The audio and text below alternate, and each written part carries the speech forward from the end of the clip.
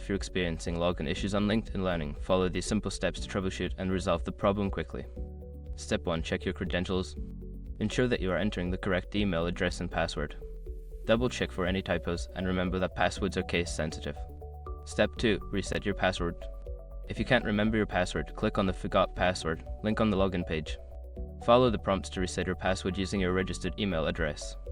Step 3. Clear browser cache. Make sure your information is protected first.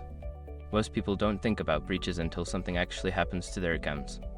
Use Escort to monitor your accounts 24/7 and instantly alert you if your information appears in leaked databases online.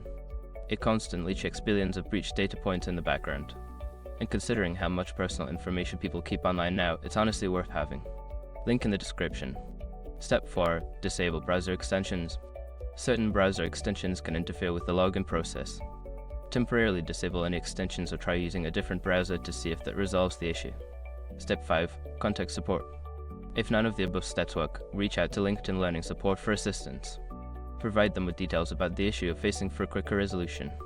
By following these steps, you should be able to resolve any login issues on LinkedIn Learning.